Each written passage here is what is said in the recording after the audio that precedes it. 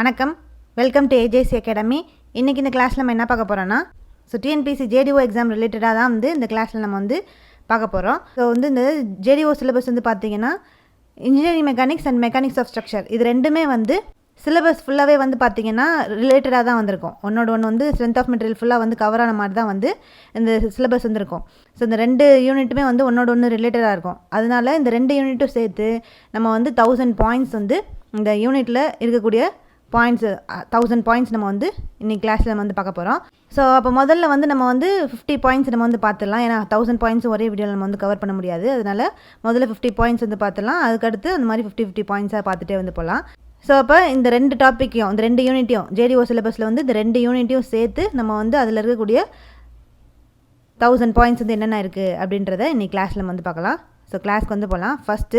First point என்ன அப்படின்னு பார்த்தோம்னா, ஸோ ட்ரஸ்ஸு இந்த பிளெயின் ஃப்ரேம்லலாம் பார்த்தோம் அப்படின்னா நிறையா பார்ஸ், அதுதான் மெம்பர்ஸ் அப்படின்னு சொல்லுவோம். நிறையா பார்ஸ் ப்ரெசென்ட் ஆகிருக்கும் இன் ஒன் பிளைன். ஒரு பிளைனில் அது எல்லாமே எதில் கனெக்ட் ஆகிருக்குன்னு பார்த்தோன்னா ஹிஞ்சஸ் ஆர் பின் மூலமாக கனெக்ட் பண்ணியிருப்பாங்க அதோட எண்டில். ஸோ அந்த மாதிரி கொடுக்கறதுனால தான் என்னென்னா அந்த ஸ்ட்ரக்சருக்கு ஸ்டேபிளான கான்ஃபிகரேஷன் அந்த ஸ்ட்ரக்சருக்கு கிடைக்கிது. ஸோ இந்த மாதிரி ஃபார்ம் ஆகிருக்கக்கூடிய அந்த ஸ்ட்ரக்சர் தான் நம்ம என்ன சொல்கிறோன்னா plane truss or plane frame அப்படின்னு சொல்கிறோம். ஸோ அந்த plane frame or truss one பிளைனில் தான் வந்திருக்கும்.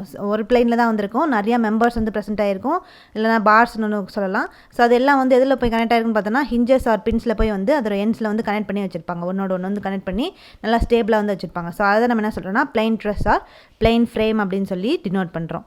அடுத்து 2வது பாயிண்ட் என்ன அப்படின்னு பார்த்தோன்னா, ஸோ அப்போ அந்த ஃப்ரேம்ஸில் ஃபுல்லாகவே எதால் மேடப் ஆஃப் ஆயிருக்குன்னு பார்த்தோம், மெம்பர்ஸால் தான் இந்த ஃப்ரேம்ஸு ட்ரஸஸ்லாம் மேடப் ஆஃப் ஆயிருக்கும். ஸோ அப்போ அந்த மெம்பர்ஸ் எல்லாம் சேர்ந்து அந்த ஃப்ரேமை ஈக்குலிபிரியம் கண்டிஷனில் வச்சுருந்துச்சு அப்படின்னா, அப்போ இந்த எக்ஸ்டர்னல் லோடு அந்த ஃப்ரேமில் ஆக்ட் ஆகிருந்தாலும் எக்ஸ்டர்னல் லோடு அந்த ஃப்ரேமில் ஆக்ட் ஆகிருந்தாலும் அந்த மெம்பர்ஸ் எல்லாம் சேர்ந்து அந்த ஃப்ரேமை ஈக்குலிபிரியம் கண்டிஷனில் வச்சுருந்துச்சுன்னா அந்த ஃப்ரேம் அந்த டைப் ஆஃப் ஃப்ரேமை நம்ம எப்படி சொல்கிறோன்னா பர்ஃபெக்ட் ஃப்ரேம் அப்படின்னு சொல்லி டினோட் பண்ணுறோம். அப்போ பர்ஃபெக்ட் ஃப்ரேம்னாலே அது equilibrium equation equilibrium condition or equilibrium equation satisfy பண்ணும்.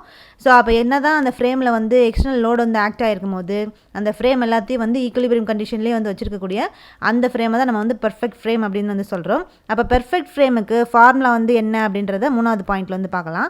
ஸோ அப்போ அந்த பெர்ஃபெக்ட் ஃப்ரேமோட ஃபார்முலா பார்த்தோன்னா m = 2j - 3. அதுதான் நம்ம என்ன சொல்கிறோன்னா பெர்ஃபெக்ட் ஃப்ரேம் அப்படின்னு சொல்கிறோம். அப்போ m அப்படின்றது நம்பர் ஆஃப் மெம்பர்ஸ், j அப்படின்றது நம்பர் ஆஃப் ஜாயின்ட்ஸ். ஸோ இதுதான் இந்த பெர்ஃபெக்ட் ஃப்ரேமோட ஃபார்முலா. நம்ம பார்க்கக்கூடிய ஒவ்வொரு பாயிண்ட்டையும் நீங்கள் நோட் பண்ணிகிட்டே வாங்க. பெர்ஃபெக்ட் ஃப்ரேமோட ஃபார்முலா என்ன அப்படின்னு சொல்லி பார்த்தோம். அடுத்து இம்பர்ஃபெக்ட் ஃப்ரேம்னா என்ன அப்படின்றது பார்க்கலாம். அப்போ இம்பர்ஃபெக்ட் ஃப்ரேம் எப்படி இருக்கும், அந்த பெர்ஃபெக்ட் ஃப்ரேமுக்கு அப்படியே ஆப்போசிட்டாக வந்திருக்கும். நம்பர் ஆஃப் மெம்பர்ஸும் நம்பர் ஆஃப் ஜாயின்ஸும் ஈக்குவலாக ப்ரெசென்ட் ஆகிருக்காது, சாட்டிஸ்ஃபை ஆகாது. இம்பர்ஃபெக்ட் ஃப்ரேம் அப்படின்றது இந்த என்ன தான் எக்ஸ்டர்னல் லோடு அந்த ஃப்ரேமில் ஆக்ட் ஆகிருந்தாலும் ஈக்குலிபிரியம் ஈக்குலிபிரியம் கண்டிஷன் ஈக்குலிபிரியமாக இந்த ஃப்ரேமை வச்சுக்காது. அப்போ ஈக்குலிபிரியம் கண்டிஷன் சாட்டிஸ்ஃபை பண்ணலன்னா அப்போ நம்பர் ஆஃப் மெம்பர்ஸும் நம்பர் ஆஃப் ஜாயின்ஸும் ஈக்குவலாக இருக்காது அந்த ஃப்ரேமில். ஸோ அந்த டைப் ஆஃப் ஃப்ரேம் தான் நம்ம என்ன சொல்கிறோன்னா இம்பர்ஃபெக்ட் ஃப்ரேம் அப்படின்னு சொல்லி டினோட் பண்ணுறோம். அப்போ நெக்ஸ்ட்டு இந்த இம்பர்ஃபெக்ட் ஃப்ரேமோட ஃபார்முலா என்ன அப்படின்னு பார்த்தோன்னா m ≠ 2j - 3 அப்படின்னு இருந்துச்சுன்னா அதுதான் நம்ம இம்பர்ஃபெக்ட் ஃப்ரேம் அப்படின்னு சொல்லி டினோட் பண்ணுறோம். அப்போ என் மெம்பர்ஸ் எதுக்கு ஈக்குவலாக இருக்காதுன்னு பார்த்தோன்னா நம்பர் ஆஃப் ஜாயின்ஸ்க்கு ஈக்குவலாக ப்ரெசென்ட் ஆகிருக்காது. அப்போ நம்பர் ஆஃப் மெம்பர்ஸும் நம்பர் ஆஃப் ஜாயின்ஸும் ஈக்குவலாக இருந்துச்சுன்னா அது பர்ஃபெக்ட் ஃப்ரேமு. நம்பர் ஆஃப் மெம்பர்ஸும் நம்பர் ஆஃப் ஜாயின்ஸ் ஈக்குவலாக இல்லை அப்படின்னா அது இம்பர்ஃபெக்ட் ஃப்ரேமு. இந்த இம்பர்ஃபெக்ட் ஃப்ரேமை தான் எப்படி ஃபர்தராக டிவைட் பண்ணுறாங்க அப்படின்னு பார்த்தோம்னா டெஃபிஷியன்ட் ஃப்ரேம் அப்படின்னு சொல்லியும் ரிடண்டன்ட் ஃப்ரேம் அப்படின்னு சொல்லி ரெண்டாக டிவைட் பண்ணுறாங்க. ஸோ அப்போ இந்த டெஃபிஷியன்ட் ஃப்ரேம்னா என்ன, ரிடண்டன்ட் ஃப்ரேம்னா என்ன அப்படின்றது பார்க்கலாம். இப்போ நம்பர் ஆஃப் மெம்பர்ஸ் ஒரு ஃப்ரேமில் லெஸ் தென் 2j - 3 அப்படின்னு இருந்துச்சு அப்படின்னா அந்த ஃப்ரேமை நம்ம எப்படி சொல்கிறோம்னா டெஃபிஷியன்ட் ஃப்ரேம் அப்படின்னு சொல்லி டினோட் பண்ணுறோம். அப்போ டெஃபிஷியன்ட் ஃப்ரேம் ஃபார்முலா என்னென்னு பார்த்தோன்னா m நம்பர் ஆஃப் மெம்பர்ஸு. அப்போ number of members less than 2j - 3 இருக்கும். ஸோ அதுதான் இந்த டெஃபிஷியன்ட் ஃப்ரேமோட ஃபார்முலா. இப்போ டெஃபிஷியன்ட் ஃப்ரேம்னா என்ன அப்படின்னு சொல்லி பார்த்தோம். அடுத்து ரிடண்டன்ட் ஃப்ரேம்னா என்ன அப்படின்றது பார்க்கலாம். அப்போ ரிடண்டன்ட் ஃப்ரேம் அப்படின்றது என்னென்னா இப்போ நம்பர் ஆஃப் மெம்பர்ஸ் அந்த ஃப்ரேமில் மோர் தென் 2j - 3 இருந்துச்சு அப்படின்னா அந்த டைப் ஆஃப் ஃப்ரேமை நம்ம எப்படி சொல்வோம்னா ரிடண்டன்ட் ஃப்ரேம் அப்படின்னு சொல்லி டினோட் பண்ணுறோம். அதுக்கு formula m greater than 2j - 3 present ஆகிருக்கும். அதுதான் ரிடண்டன்ட் ஃப்ரேம். அப்போ பெர்ஃபெக்ட் ஃப்ரேம்னா வந்து என்ன, இம்பர்ஃபெக்ட் ஃப்ரேம்னா என்ன, ரிடண்டன்ட் ஃப்ரேம்னா என்ன, டெஃபிஷியன்ட் ஃப்ரேம்னா வந்து என்ன அப்படின்னு சொல்லி இந்த 4 டைப் ஆஃப் ஃப்ரேம்ஸ் வந்து பற்றி வந்து பார்த்தாச்சு. அடுத்து நம்ம என்ன பார்க்க போகிறோம்னா, அடுத்த பாயிண்ட் வந்து பார்த்தோன்னா டார்ஷன் ஈக்குவேஷன் வந்து என்ன அப்படின்றது பார்க்கலாம். அப்போ டார்ஷன் ஈக்குவேஷன் அப்படின்றது என்ன பார்த்தோன்னா, இதுதான் வந்து torsion equation. 2t/j = c(θ/l) = τ/r. So அதுதான் வந்து டார்ஷன் ஈக்குவேஷன். அப்போ டி அப்படின்றது டார்ஷன் அப்ளைடு, டி வந்து டார்ஷனு, ஜே வந்து polar moment of inertia, C வந்து மாடுலஸ் ஆஃப் ரிஜிடிட்டி, தீட்டா வந்து twist of cross section, L அப்படின்றது லென்த் ஆஃப் ஷாஃப்ட்டு, டவ் அப்படின்றது maximum shear stress due to டார்ஷனால், R வந்து radial distance, radius of the radius வந்து இந்த ஷாஃப்டோட சென்டர்லேருந்து ரேடியஸ் வந்து கேல்குலேட் பண்ணுவோம், அதுதான் வந்து ஆர். அப்போ இதுதான் வந்து டார்ஷன் ஈக்குவேஷன். டார்ஷன் ஈக்குவேஷன் கேட்டாங்கன்னா t/j = c(θ/l) = τ/r. ஸோ இது வந்து டார்ஷன் ஈக்குவேஷன். அப்போ ஒவ்வொரு அந்த டேர்ம்ஸுக்கும் என்ன மீனிங் அப்படின்றத வந்து பார்த்தோம். அடுத்த பாயிண்ட் வந்து என்ன அப்படின்னு வந்து பார்த்தோம்னா, அப்போ அந்த டார்ஷனல் ரெசிஸ்டன்ஸ், அதாவது இந்த டார்ஷனல் ரெசிஸ்டன்ஸ் டி வந்து இந்த ஷாஃப்டில் எப்படி இருக்குன்னு பார்த்தோன்னா, எதுக்கு டைரக்ட்லி ப்ரொபோர்ஷனாக இருக்குன்னு பார்த்தோன்னா, இந்த மாடுலஸ் ஆஃப் ரிஜிடிட்டிக்கும் ஆங்கிள் ஆஃப் ட்விஸ்ட்டுக்கும், அதாவது இந்த டி வந்து எதுக்கு ப்ரொபோர்ஷனலாக டைரக்ட்லி ப்ரொபோர்ஷனாக இருக்குன்னு பார்த்தோன்னா, மாடுலஸ் ஆஃப் ரிஜிடிட்டி சிக்கும் ஆங்கிள் ஆஃப் ட்விஸ்ட்டு தீட்டாக்கும் வந்து ப்ரொபோர்ஷனாக வந்து ப்ரெசென்ட் ஆகிருக்கு அப்படின்னு சொல்லி இந்த டீயை வந்து டினோட் பண்ணுறாங்க. அடுத்து இந்த டார்ஷனல் ரெசிஸ்டன்ஸ் வந்து எதுக்கு இன்வெர்ஸ்லி ப்ரொபோர்ஷனாக வந்திருக்கு அப்படின்னு வந்து பார்த்தோன்னா, இந்த ஷாஃப்டோட லென்த்துக்கு வந்து இன்வெர்ஸ்லி ப்ரொபோர்ஷனாக வந்திருக்கும், அதாவது எல்லுக்கு வந்து இன்வெர்ஸ்லி ப்ரொபோர்ஷனாக வந்திருக்கும். ஸோ இதுதான் வந்து 2 பாயிண்ட்டு, இந்த டார்ஷனல் ஈக்குவேஷன் பேஸ் பண்ண 2 பாயிண்ட்டு. அப்போ டி வந்து டைரக்ட்லி ப்ரொபோர்ஷனாக எதுக்கு இருக்குன்னு பார்த்தோன்னா, மாடுலஸ் ஆஃப் ரிஜிடிட்டிக்கும் ஆங்கிள் ஆஃப் ட்விஸ்ட் தீட்டாக்கும் வந்திருக்கும். டார்ஷனல் ரெசிஸ்டன்ஸ் டி வேல்யூ வந்து எதுக்கு இன்வெர்ஸ்லி ப்ரொபோர்ஷனாக இருக்குன்னு பார்த்தோன்னா, அந்த ஷாஃப்டோட லென்த்துக்கு வந்து இன்வெர்ஸ்லி ப்ரொபோர்ஷனாக வந்து ப்ரெசென்ட் ஆகிருக்கும். ஸோ இதுதான் வந்து இந்த டார்ஷனல் ஈக்குவேஷன். அடுத்து மொமெண்ட் ஆஃப் இனர்ஷியா வந்து அதை பற்றி வந்து பார்க்கலாம். ஸோ மொமெண்ட் ஆஃப் இனர்ஷியா வந்து ஒவ்வொரு ஷேப்புக்கும் ஒவ்வொரு மாதிரியாக மொமெண்ட் ஆஃப் இனர்ஷியா வந்து இருக்கும். அது என்னென்ன அப்படின்றத வந்து பார்க்கலாம். ஃபஸ்ட்டு இந்த ரெக்டாங்கிளுக்கு வந்து ரெக்டாங்குலர் செக்ஷனுக்கு மொமெண்ட் ஆஃப் இனர்ஷியா ஃபார்முலா என்னென்னு பார்த்தோன்னா, இந்த ஃபார்முலாஸ் எல்லாம் ரொம்ப முக்கியம். Ixx = bd3/12, அப்புறம் Iyy = db3/12. இது வந்து ரெக்டாங்குலர் செக்ஷனோட மொமெண்ட் ஆஃப் இனர்ஷியா ஃபார்முலா Ixxக்கும் Iyyக்கும். அடுத்து ட்ரையாங்குலர் செக்ஷன், அதுக்கு வந்து மொமெண்ட் ஆஃப் இனர்ஷியா ஃபார்முலான்னு பார்த்தோன்னா, Ixx = bh3/36, Iyy = hb3/36. Next circular செக்ஷனுக்கு என்னென்னு பார்த்தோன்னா, Ixx = πd4/64, Iyy ரெண்டுத்துக்குமே வந்து சேம் தான் வந்து இந்த சர்க்கிளை பொறுத்த வரைக்கும் அந்த மொமெண்ட் ஆஃப் இனர்ஷியா ஃபார்முலா ரெண்டுத்துக்குமே Ixx அண்ட் Iyy ரெண்டுத்துக்குமே வந்து πd4/64. அடுத்து செமி சர்க்குலர் செக்ஷனுக்கு இந்த மொமெண்ட் ஆஃப் இனர்ஷியா ஃபார்முலா Ixxக்கு என்னென்னு பார்த்தோன்னா 0.11 r/4, Iyyக்கு என்னென்னு பார்த்தோன்னா πr/4/8. இது வந்து செமி சர்க்குலருக்கு மொமெண்ட் ஆஃப் இனர்ஷியா ஃபார்முலா. அடுத்து குவார்டர் சர்க்கிளுக்கு மொமெண்ட் ஆஃப் இனர்ஷியா ஃபார்முலா என்னென்னு பார்த்தோன்னா, Ixx = 0.055 r/4, Iyy = 0.055 r/4. So ரெண்டுத்துக்குமே இதுக்கு வந்து இந்த குவார்டர் சர்க்கிளுக்கும் ரெண்டுத்துக்குமே Ixx அண்ட் Iyy ஃபார்முலா வந்து சேம் தான். ஸோ இப்போ இந்த 5 formula, rectangular section, triangular section, circular section, semi circle, quarter circle, இது 5 ஃபார்முலாவுமே வந்து முக்கியம். இது வந்து மொமெண்ட் ஆஃப் இனர்ஷியா 2 செக்ஷனுக்குமே, அதாவது 2 டைரக்ஷனுக்குமே, எக்ஸ் டைரக்ஷனுக்கு ஒய் டைரக்ஷனுக்கு ரெண்டுத்துக்குமே வந்து தனித்தனியாக வந்து கொடுத்துருக்காங்க. தனித்தனியாகவும் அந்த ஃபார்முலாஸ் வந்து தெரிஞ்சுக்கணும். அடுத்த பாயிண்ட் வந்து பார்க்கலாம். இது வந்து சம்மு. ஸோ இந்த பாயிண்ட்ஸ் வந்து பார்க்கும்போது நம்ம பாயிண்ட்ஸையும் பார்ப்போம், அதோடு சேர்த்து சம்ஸையும் வந்து பார்ப்போம். So moment of inertia about horizontal centroidal axis xx for a rectangular plate of breadth 120 mm and depth 20 mm is equal to. இப்போ வந்து இந்த கொஸ்டினில் வந்து என்ன சொல்லியிருக்காங்க, நம்ம முன்னாடி பார்த்த அந்த ஃபார்முலா வந்து தெரிஞ்சிச்சுன்னா இந்த சம் வந்து சால்வ் பண்ணிடலாம். இப்போ மொமெண்ட் ஆஃப் இனர்ஷியா வந்து ஹரிசாண்டல் சென்ட்ராய்டல் ஆக்சிஸ், அதாவது ரெக்டாங்குலர் செக்ஷன் வந்து கொடுத்துட்டாங்க, ரெக்டாங்குலர் பிளேட்டு, அது எக்ஸ்எக்ஸ் டைரக்ஷனில் இந்த மொமெண்ட் ஆஃப் இனர்ஷியா வந்து என்ன அப்படின்னு சொல்லி வந்து கண்டுபிடிக்க சொல்லியிருக்காங்க. அப்போ இந்த ரெக்டாங்குலர் செக்ஷனுக்கு பிரெத் வந்து எவ்வளோ கொடுத்துருக்காங்கன்னா 120 mm சொல்லி கொடுத்துருக்காங்க, டெப்த் வந்து 20 mm சொல்லி வந்து கொடுத்துட்டாங்க. அப்போ ரெக்டாங்குலர் செக்ஷனுக்கு Ixx ஃபார்முலா வந்து என்னது, இதுதான் வந்து Ixx ஃபார்முலா bd3/12. ஸோ இந்த ஃபார்முலா Iyy ஃபார்முலா எடுத்துக்கூடாது, இங்கே ஸ்பெசிஃபிக்காகவே நம்மளுக்கு எக்ஸ்எக்ஸ் டைரக்ஷனில் வந்து கொடுத்துருக்காங்க. அதனால் Ixx = bd3/12 தான் வந்து எடுத்துக்கணும்.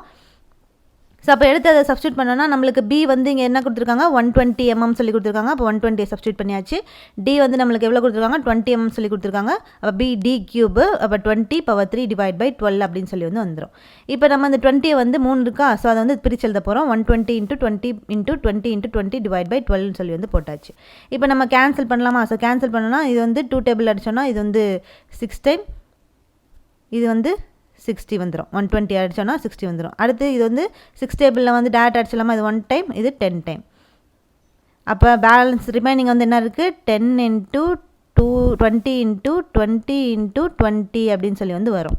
அப்போ மொத்தம் எத்தனை 0 வந்துருக்கு 1 2 3 4 0 இருக்குது.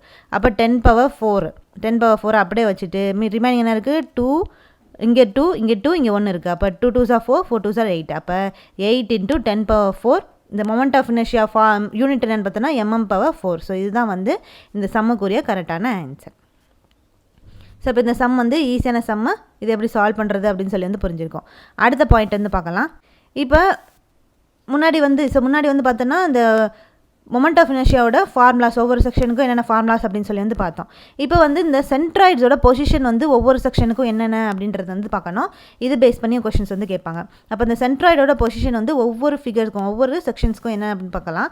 அப்போ ஃபஸ்ட்டு ரெக்டாங்குலர் செக்ஷனுக்கு அதோட ஏரியா என்னன்னு பார்த்தோன்னா B × H. ரெக்டாங்குலர் செக்ஷனுக்கு B × H அல்ல B × Dன்னு கூட வந்து வச்சுக்கலாம். ஸோ B × Dனாலும் சரி B × Hனாலும் சரி, ரெண்டுமே வந்து கரெக்டு தான். இது வந்து ஏரியா, ரெக்டாங்குலர் செக்ஷனோட ஏரியா. அப்போ அதோட பொசிஷன் சென்ட்ராய்டோட பொசிஷன் ரெக்டாங்குலர் செக்ஷனுக்கு சென்ட்ராய்டோட பொசிஷன் வந்து x பார் y பார்னு சொல்லி வந்து பிரிச்சிருக்காங்க.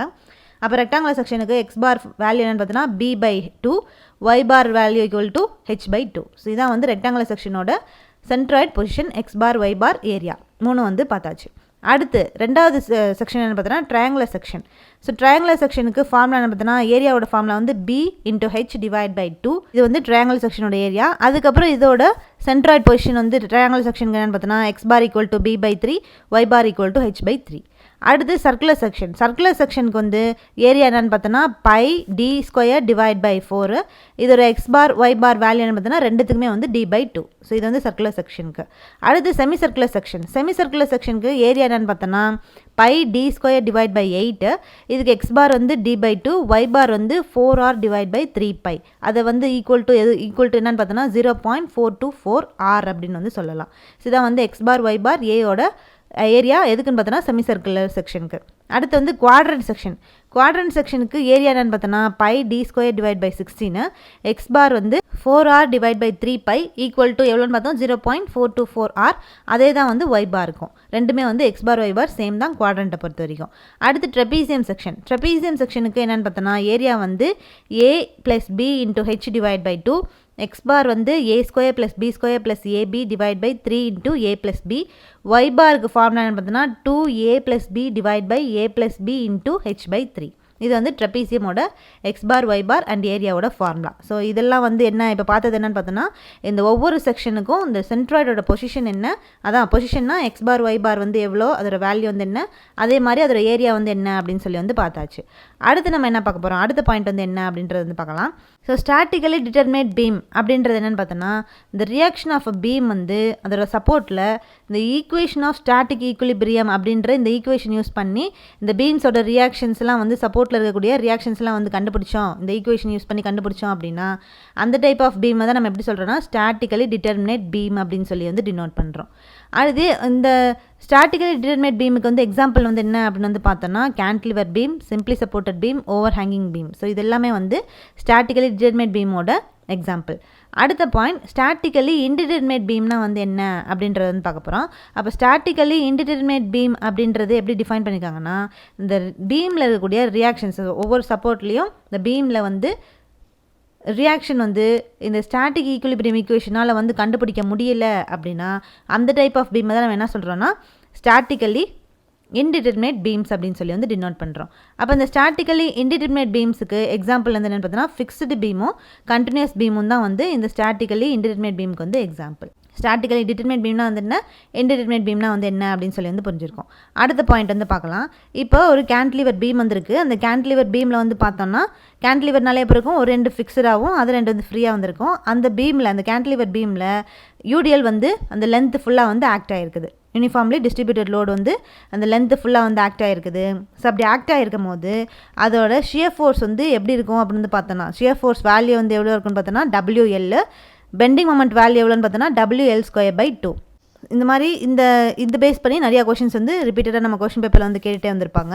ஸோ அப்போ இந்த கேன்டிலிவரில் இப்போ யூடிஎல் வந்து ஹோல் லென்த்துக்கு வந்து ஆக்டாக இருக்கும் போது ஷியர் ஃபோர்ஸ் வந்து என்ன அப்படின்னு சொல்லி வந்து கேட்பாங்க. அப்போ ஷியர் ஃபோர்ஸ் வந்து வேல்யூ எவ்வளோன்னு பார்த்தோன்னா WL kN அப்படின்னு வந்து சொல்லணும்.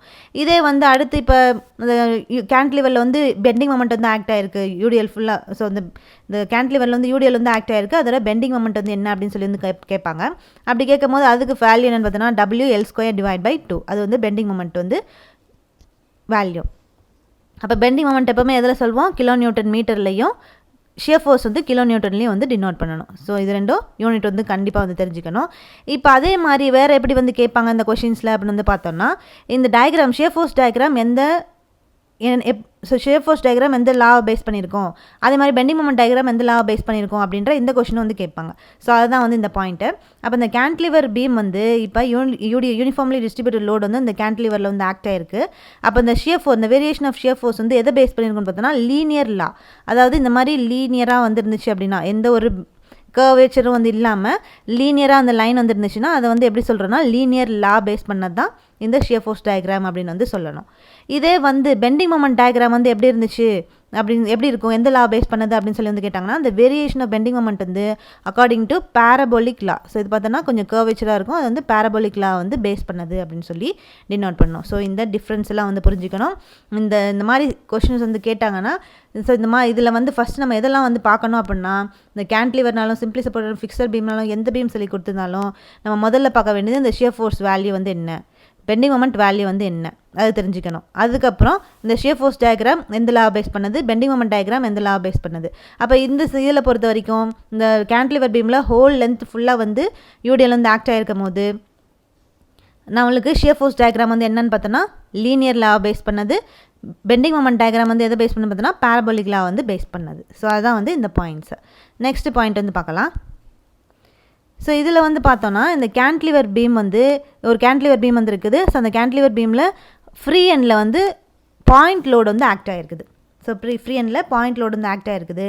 அப்போ இந்த ஷியர் ஃபோர்ஸ் வேல்யூ வந்து என்ன, பெண்டிங் மொமெண்ட் வேல்யூ வந்து என்ன அப்படின்னு சொல்லி வந்து கேட்பாங்க. அதே மாதிரி இந்த ஷியர் ஃபோர்ஸ் வந்து டயக்ராம் எந்த லாவை பேஸ் பண்ணது, இந்த பெண்டிங் மொமெண்ட் டயக்ராம் வந்து எந்த லாவை பேஸ் பண்ணது அப்படின்ற இந்த பாயிண்ட்டு வந்து தெரிஞ்சுக்கணும். அப்போ இப்போ இந்த கேன்டிலிவர் பீமில் ஃப்ரீ எண்டில் வந்து பாயிண்ட் லோடு வந்து ஆக்ட் ஆகிருக்கும் போது அந்த ஷியர் ஃபோர்ஸ் வேல்யூ என்னென்னு பார்த்தோன்னா W, அது W kN சொல்லணும். அதுக்கப்புறம் பெண்டிங் மொமெண்ட் வேல்யூ என்னென்னு பார்த்தோன்னா WL kN மீட்டர் அப்படின்னு வந்து டினோட் பண்ணணும். ஸோ இதுதான் வந்து அந்த பாயிண்ட்டு. அடுத்து ரெண்டாவது பாயிண்ட் வந்து என்ன அப்படின்னு வந்து பார்த்தோன்னா, இந்த ஷியர் ஃபோர்ஸ் வந்து இந்த டயக்ராமை பொறுத்த வரைக்கும், ஸோ ஷியர் ஃபோர்ஸ் டயக்ராம் இதில் வந்து எப்படி இருக்குன்னு பார்த்தோன்னா ஃபுல்லாகவே வந்து கான்ஸ்டண்ட்டாக வந்திருக்கு, A to B வரைக்கும் கான்ஸ்டண்ட்டாகவே வந்திருக்கிறதுனால இந்த shear force will be constant at A and B. So அப்போ இந்த கேன்டிலிவரில் ஃப்ரீ எண்டில் பாயிண்ட் லோடு வந்து ஆக்ட் ஆகிருக்கும் போது ஷியர் ஃபோர்ஸ் டயக்ராம் வந்து கான்ஸ்டண்ட்டாக வந்து ப்ரெசென்ட் ஆகிருக்கும் அப்படின்றது இந்த பாயிண்ட்டு. அப்போ டயக்ராம் பெண்டிங் மொமெண்ட் டயக்ராம் வந்து எப்படி இருக்கும் அப்படின்னு சொல்லி வந்து கேட்பாங்க. அப்போ பெண்டிங் மொமெண்ட் டயக்ராம் வந்து எந்த ரூலில் எந்த லா வந்து ஃபாலோ பண்ணதுன்னு பார்த்தோன்னா ஸ்ட்ரைட் லைன் லா வந்து ஃபாலோ பண்ணது தான் வந்து இந்த பெண்டிங் மொமெண்ட் டயக்ராம்.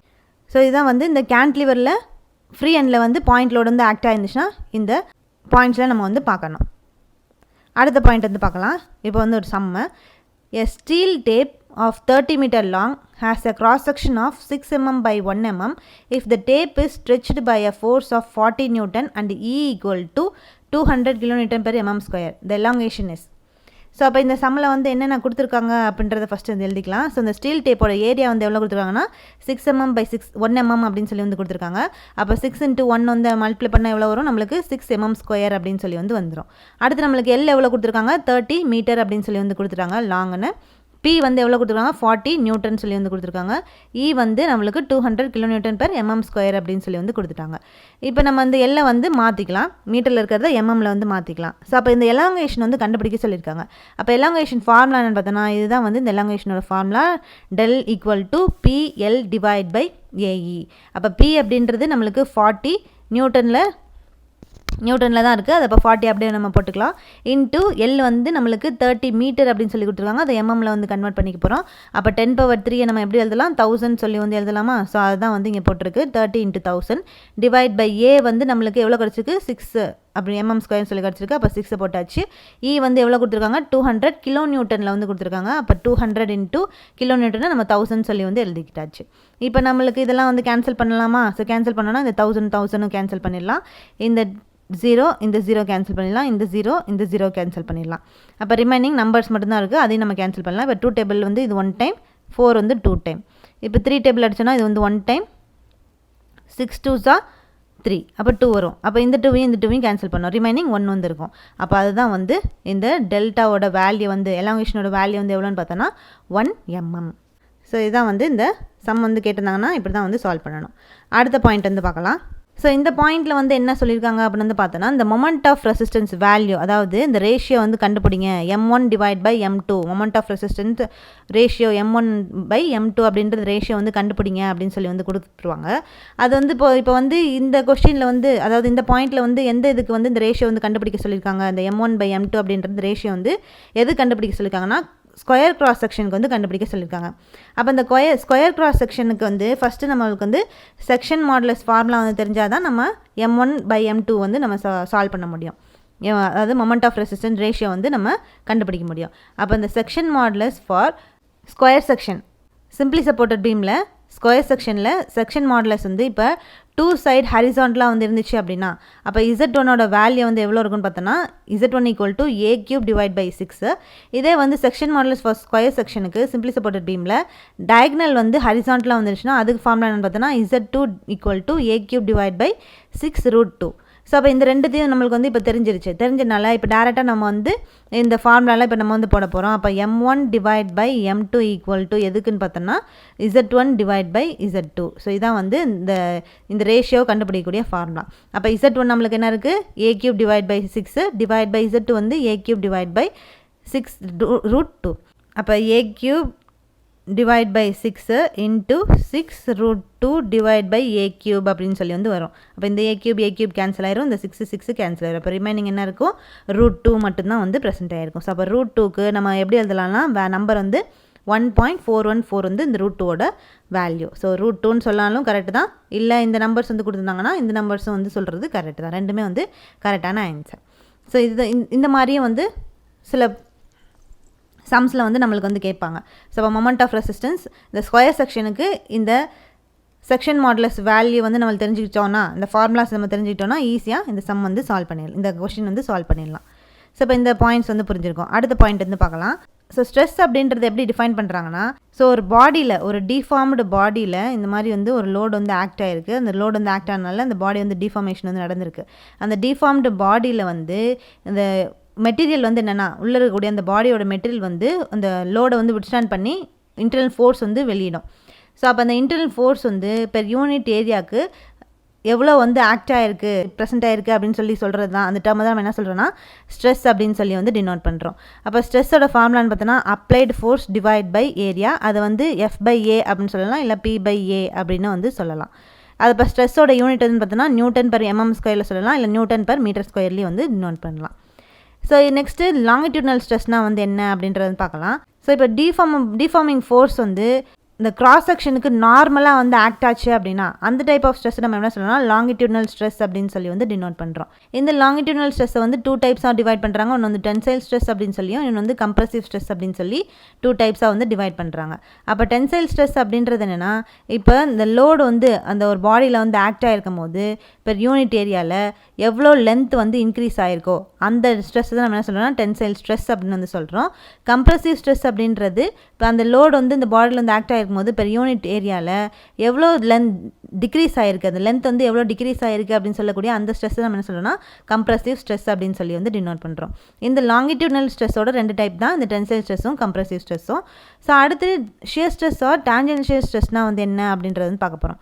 ஸோ இந்த ஃபோர்ஸ், இந்த டிஃபார்மேஷன் ஃபோர்ஸ் வந்து அந்த பாடியில் டான்ஜென்ஷியலாக வந்து ஆக்ட் ஆச்சு அப்படின்னா, ஸோ மற்ற முன்னாடி பார்த்த இந்த 2 வந்து நார்மலாக வந்து ஆக்ட் ஆகிருக்கும்.